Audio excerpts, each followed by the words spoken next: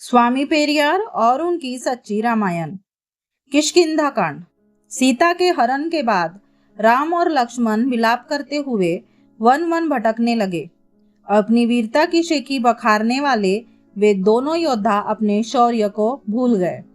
रोते चिल्लाते कायरों की तरह जटायु के पास पहुंचे। उस समय जटायु मरणासन अवस्था में था।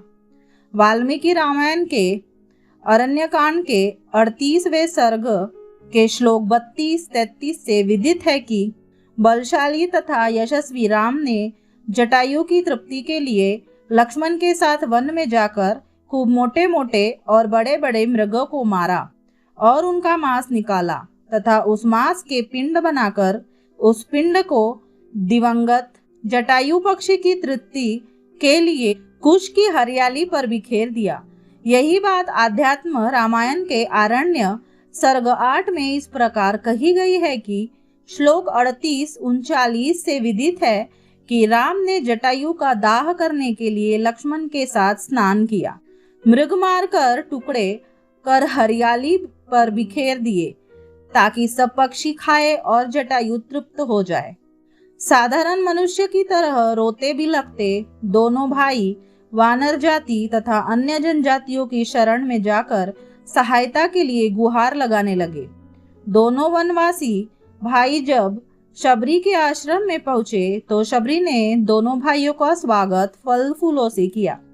ब्राह्मणी लोगों द्वारा प्रचार किया जाता है कि राम ने शबरी के सम्मान में झूठे बेर खाए थे और शबरी के अपमान में लक्ष्मण ने शबरी के झूठे बेर फेंके थे।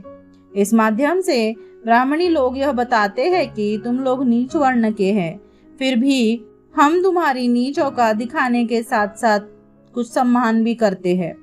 ये लोग इस प्रकार की नीच और घटिया सोच के माध्यम से शूद्र लोगों में मनोविकार उत्पन्न करते रहते हैं, जिससे शूद्र लोग हमारे चरण स्पर्श वाले बने रहे और हमारी गुलामी से इनकार न करे। ब्राह्मणी लोगों की शूद्र लोगों को नीचा दिखाने के लिए ये मनगढ़ंत बातें हैं। किसी भी रामायण में ऐसा नहीं लिखा है कि राम ने शबरी के झूठे बैर खाए थे। राम और तुलसीदास ने शबरी के माध्यम से यह कहलवाया है कि मैं नीच जाति की हूँ और नारी जाति भी नीच से नीच और अपवित्र होती है, उससे भी मैं नीच हूँ। इस प्रकार राम और तुलसीदास ने शबरी के माध्यम से नारी जाति और शूद्रों अर्थात भारतीय लोगों का अपमान किया है, जो कि राम और तुलसीदास की नीच और घटिया सोच को दर्शाता है। राम ने किष्किंधा पर्वत पर जाकर सुग्रीव के साथ मित्रता कर ली, यह जानते हुए कि वह धोखेबाज है और उसने अपने भाई की हत्या करवाने तथा राजसिंहासन पर कब्जा करने के विचार से उसके साथ संपर्क बनाया था। बाली के विश्वासघाती भाई सुग्रीव के लिए उसने छुपकर पीछे से वार करके बाली की हत्या कर दी।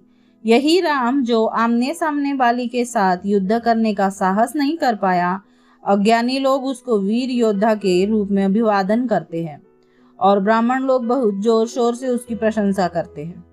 बाली का वध करते हुए अपने कृत्य को न्याय संगत बताते हुए राम ने अपनी सफाई में बाली को कहा, नर पशुओं के संबंध में धर्म का पालन करना आवश्यक नहीं है, और उसने इस आधार पर बाली का वध कर दिया कि बाली ने विवेकपूर्ण आचरण नहीं किया जो उसे करना चाहिए था।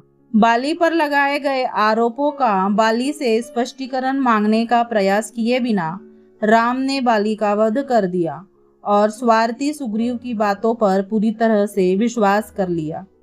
अपनी स्वार्थ सिद्धि के लिए राम स्वयं उस सुग्रीव के सामने झुक गया जो अयोग्य और विश्वासघाती था और कहा कि मुझे स्वीकार करो, मुझ पर दया करो।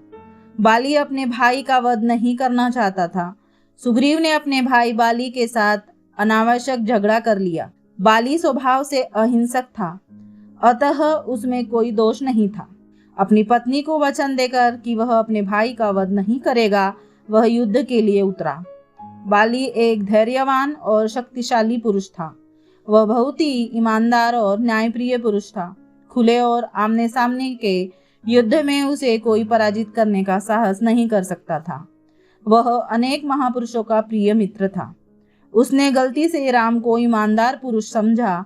बाली की मृत्यु पर सुग्रीव उसके सद्गुणों के बारे में बोला कि मैं ऐसे श्रेष्ठ भाई को खोने के बाद जीवित नहीं रहूंगा, मैं अग्नि में कूदकर प्राण त्याग दूंगा। ऐसे श्रेष्ठ पुरुष का वध करने पर राम ने सफाई देते हुए कहा कि हिंसक पशु को मारने में धर्म के नियमों का पालन करना आवश्यक नहीं है। क्या बाली एक हिंसक पशु था?